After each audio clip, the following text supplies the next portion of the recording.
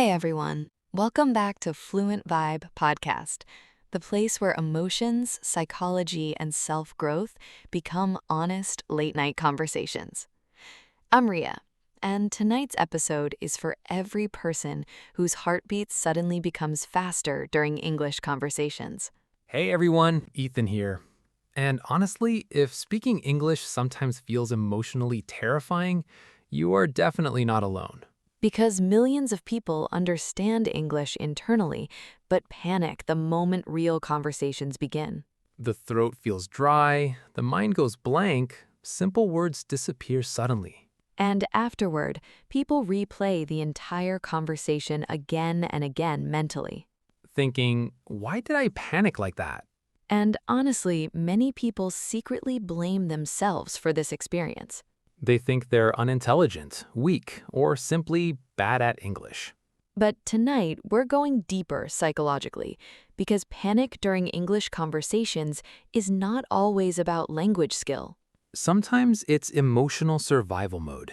So tonight, we'll talk honestly about the real psychological reason people panic while speaking English. No fake confidence advice, no robotic learning tips, just real emotions, real psychology, and real human struggles. So relax, deep, slow breath. Put your headphones on, take one slow breath with us, and let's begin together. First, let's understand something important psychologically. Your brain is designed to protect you from danger. Not just physical danger, social danger too. Humans naturally fear rejection, embarrassment, and judgment deeply. Humans emotionally are wired for connection. And social rejection once meant survival risks psychologically long ago. That's why embarrassment feels surprisingly painful emotionally. The brain reacts strongly to social humiliation. Now imagine speaking another language while already fearing mistakes internally. Suddenly, the brain senses possible embarrassment everywhere. What if I say something wrong? What if they laugh? What if I sound stupid? Those thoughts create emotional danger signals internally. And the nervous system reacts immediately. Fast heartbeat, tension, sweaty hands, shaky breathing.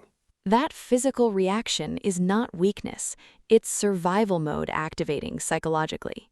Which explains why intelligent people suddenly freeze during simple conversations sometimes. Because panic interrupts natural thinking processes. The brain shifts from communication mode to self-protection mode.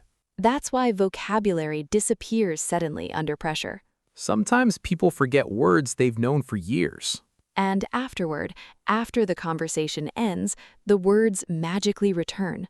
Because anxiety blocks memory retrieval temporarily. Another huge reason people panic is self-monitoring.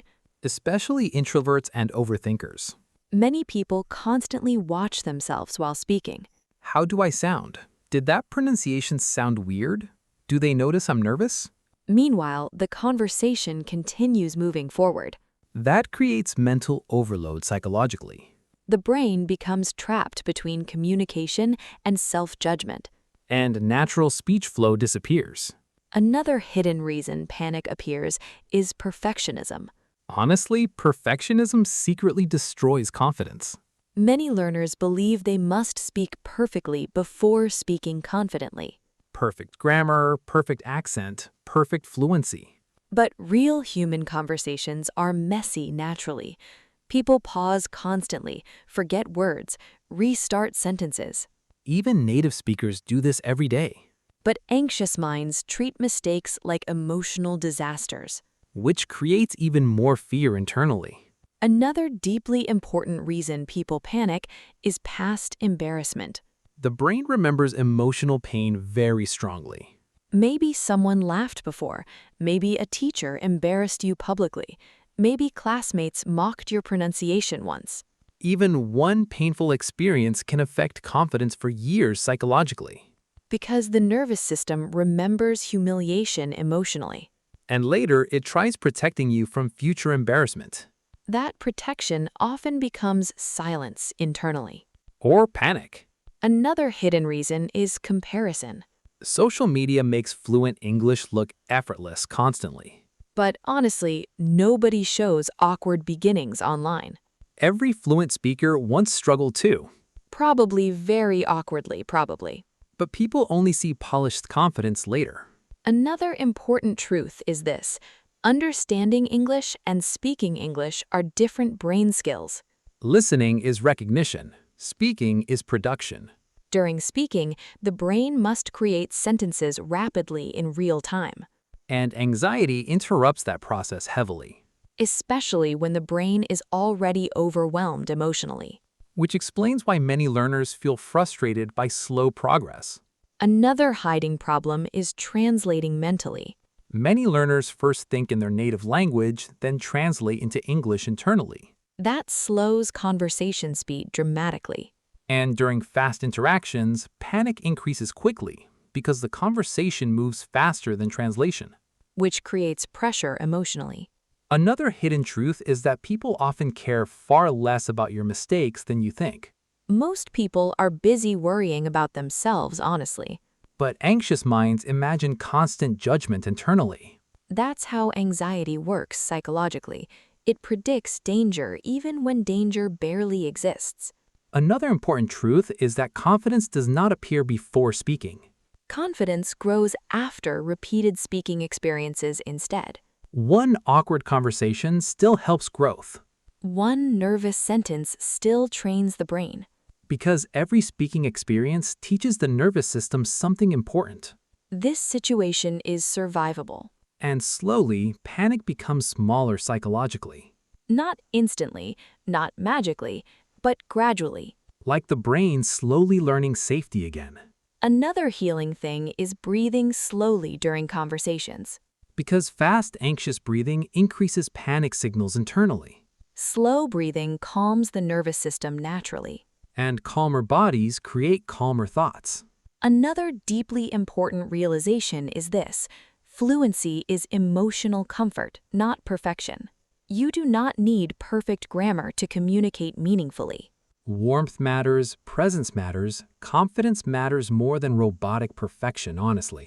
Another thing introverts need to hear: you do not need to become louder to become fluent. Quiet confidence exists too.